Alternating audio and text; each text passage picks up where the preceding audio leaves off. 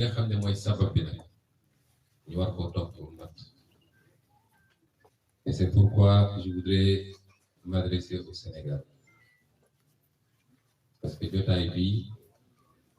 bu ñu jàpp ni dafa tënk rek dafa tënk ci ñun ñi fi nekk liñ fi wax yëpp fi leeg ngoon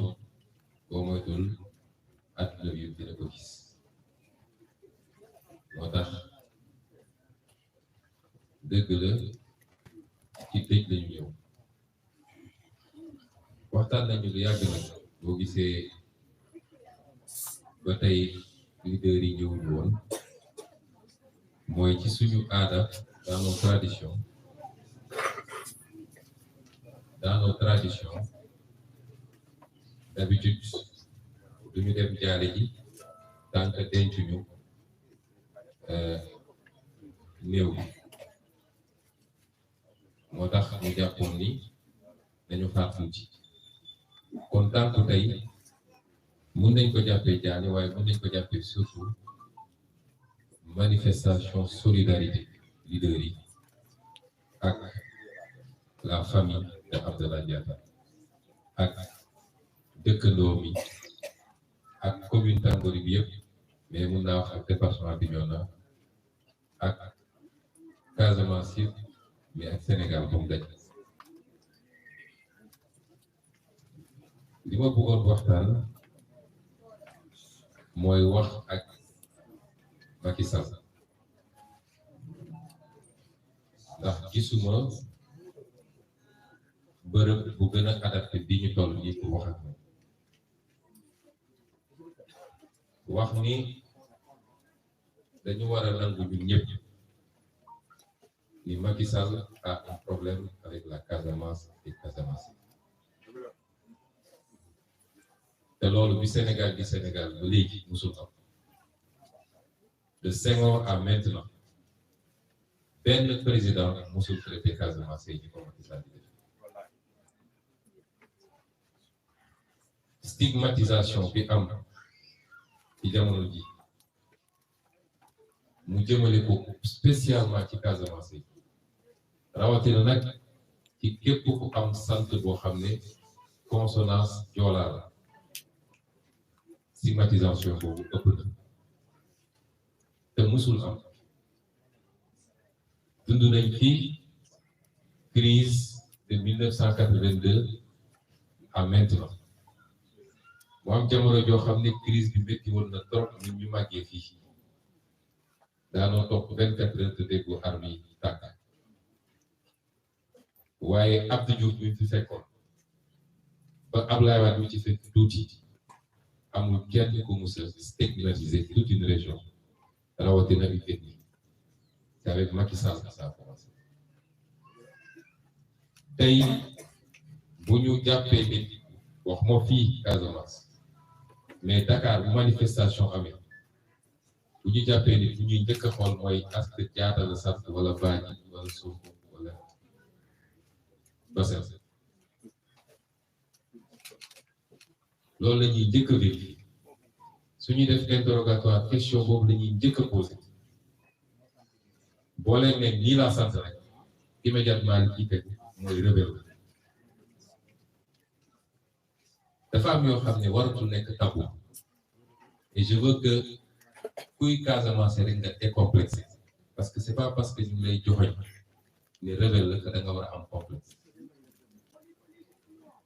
dafa jot ñu crever l'abcès décomplexé parce que personne n'est plus sénégalais qu'un Casamance amul. Vous croyez que tous ces jeunes-là dans la force de l'âge wér king am fit parce que Casamance ak ragal àndul si tous ces jeunes-là étaient rebelles vous croyez que dina am armée bu mu la téye si 5% des Casamance étaient rebelles gisuma ko leen téye kon si ça a été ce que ça a été jusqu'à présent c'est que chacun d'entre vous ici se considère autant sinon plus sénégalais que ku dëkk Matam wala Mbacké wala Saint-Louis wala feneen personne ne peut nous exclure du Sénégal kon Macky Sall toog ci nguur jarul lenn li le Sénégal dafa am dañ ko xamee mooy li ñu bokk ñun tey soo seetee cousinage entre Joola ak Séeréer dara mënu ko dindi ci laa yow pël noonu keneen ak keneen kon ce discours nauséabond bi nga xam ne bu ngi koy porté moom jël ay nit solal leen ko ci dem ci télé yi di ko wax il faut mu dañ may wax tous les Casamançais bu ñu Macky entraîné dans son piège la Casamance n'a de problème avec aucune autre personne ou ethnie ou région du Sénégal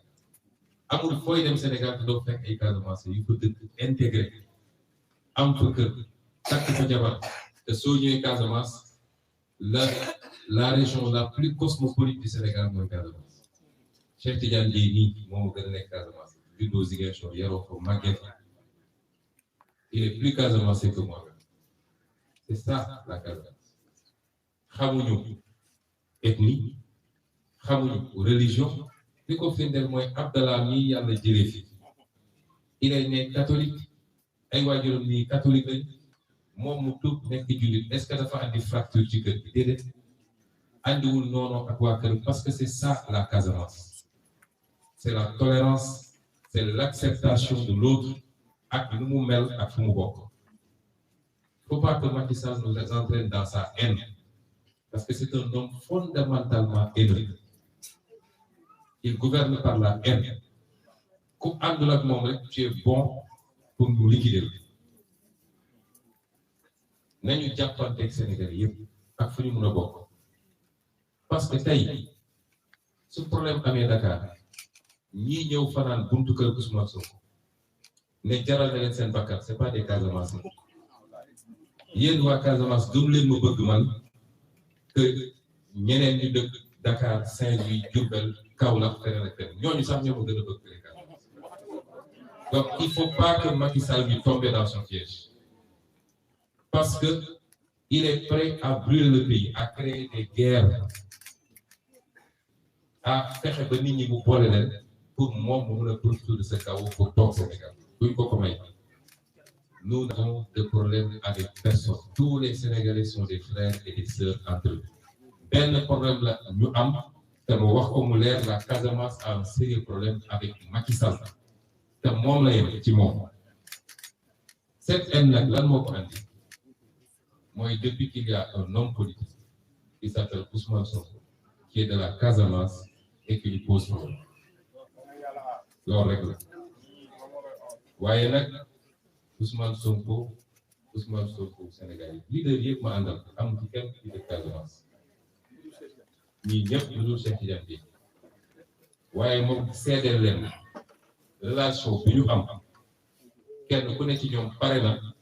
pour dem kaso à la place de Ousmane Sonko wala jël bal à la place de Sonko kon bu ñu tomber dans le piège de Macky Sall waaye il faut qu'on mène le combat moo tax suñu yaay li métti na trop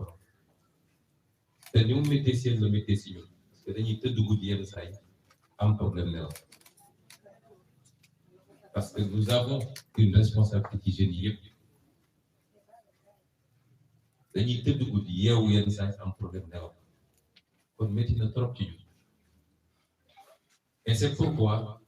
ni ko président Khalifa Sall waxee métti na trop sa doom daanu munoo jot sa bopp mais may leen ñu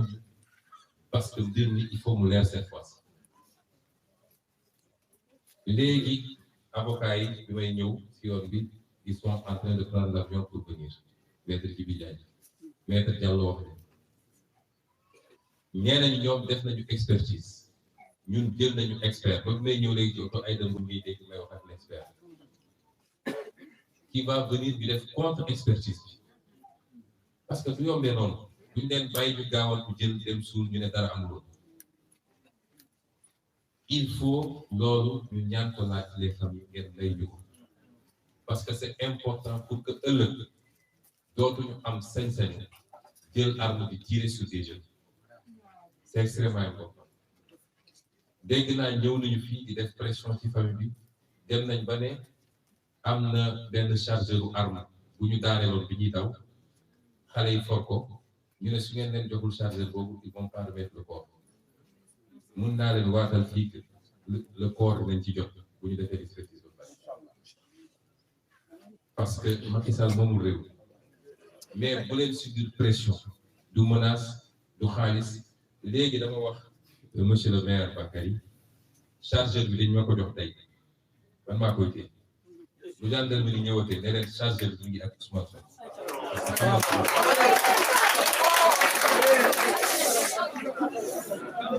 tey